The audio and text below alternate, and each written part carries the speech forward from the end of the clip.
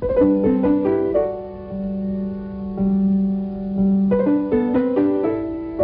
he'd kind of been built up. You know, he's kind of an aloof guy. I went in and met him, and I kind of, when I was in the Army, said, gee, what would be worse, to go to fight in Korea or go study under Sandy Meisner? Sandy, to me, was a teacher. He was the only teacher to me. I mean, and with all due respect to everybody else. And Meisner came into, excuse me, Sandy, Mr. Meisner, God.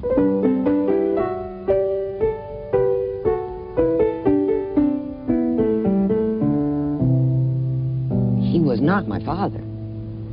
He was nobody's father. He was your teacher. He was your mentor. He had standards, and you better cut it, or you weren't back. But that was the reality of the world that you were preparing yourself for. And anybody who left the neighborhood playhouse left prepared to go to work the next day. Oh, I don't think I was ever comfortable. No, I think it was 2 years of stress and strain, almost unrelieved. Some moments were better than others. Once in a while you would do an improvisation and get a slight nod of approval from Sandy, and that would be a red letter day. And there were other days when it was disaster. Especially my generation of the 60s, he was a man who actually knew something. One of the first authentic people that I and most of us had ever met in our lives. And of course he was autocratic about those things he believed in because he knew them to be the truth. And we knew we were being exposed to the truth, that is, to something which was absolutely practicable, and which absolutely worked, and which we wanted desperately to learn. I was talking to a young actress who went to the neighborhood playhouse. This is recently. And to hear her talk about Sandy, the kind of respect that she had for him and the excitement that she felt was what we felt 20 or 30 years before. And I thought, isn't it marvelous? Here's a man who has had a laryngectomy and he's gone through the tortures of the damned physically. And the spirit is indomitable. That comes through very clearly. I mean, I loved it that she was still apprehensive about, you know, I said, would you dare be late for a class? She said, oh, never.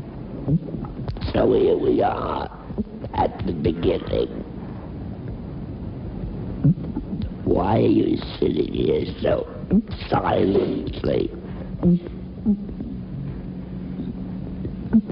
Waiting for me to say something out of this world. In the first class that we had, Sandy asked, what do you think is the craft of acting? What is acting? And it was the first class, the first day, and some poor schmuck raised his hand and started telling everything he learned in college about acting, and went on and on and on.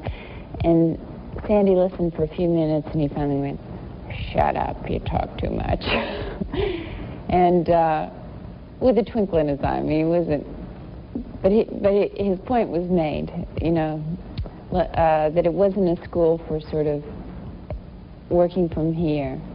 And he said, the seed to the craft of acting is the reality of doing. It's the first thing he ever taught us. And from there, I was on a roller coaster of 2 years of his method. Listen for the sounds that come from the street. Let's say the car, the number of cars you can hear coming from the street. Do that now.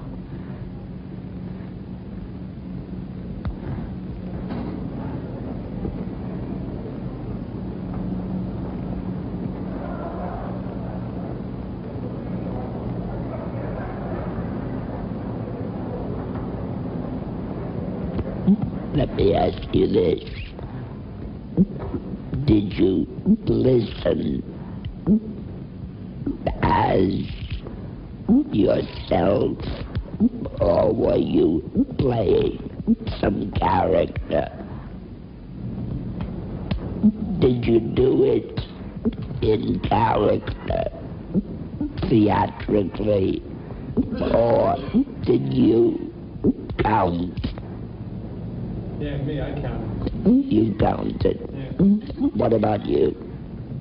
First I was listening as a student, like The character, yes. and then I was confused because I couldn't decipher, I couldn't hear a car, and the sounds were confusing.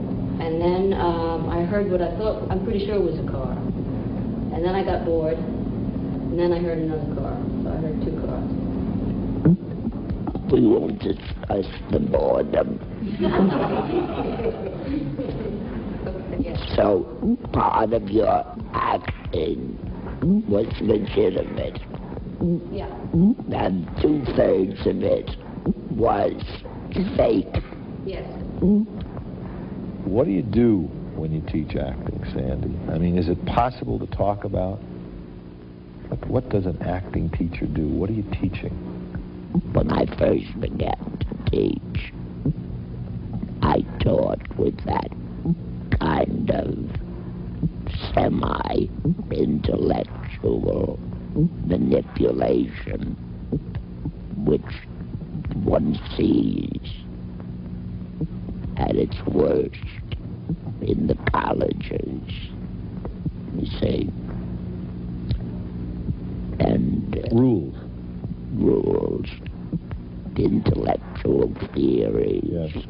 you know. You can talk about how to play a part, but until it finds its living roots in you, it's in your head. It's what? It's in your head. In Yes. your head. It's in your head. Yes. And I am against the head. Yes. See? You have warm eyes. You have warm eyes. You have warm eyes. You have warm eyes. You have warm eyes. You have warm eyes. You have warm eyes. That's enough of that.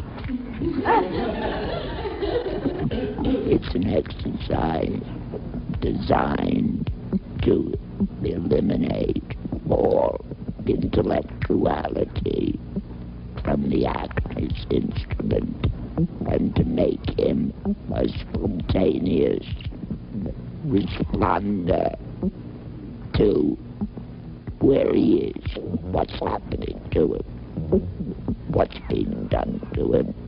In the beginning, there's an enormous amount of work and time devoted to getting rid of all kinds of prejudices about what acting really is, so that the initial work is a sort of a process of getting the actor to really pay attention to the other person.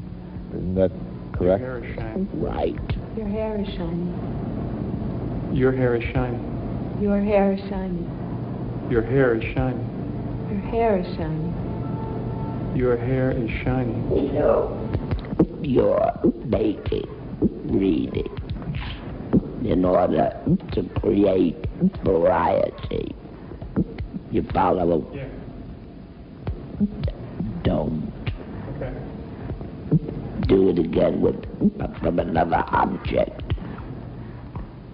That process went on for a considerable length of time until we were truly able to surrender all the sort of theatricalized behavior that we'd all practiced, you know, in summer stock or whatever it was that our varying backgrounds had provided for us. Your earrings are small.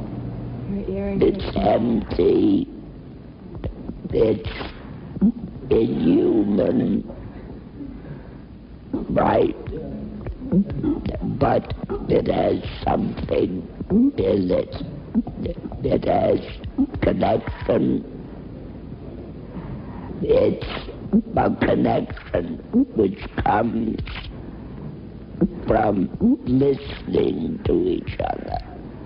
But it has no human quality, yet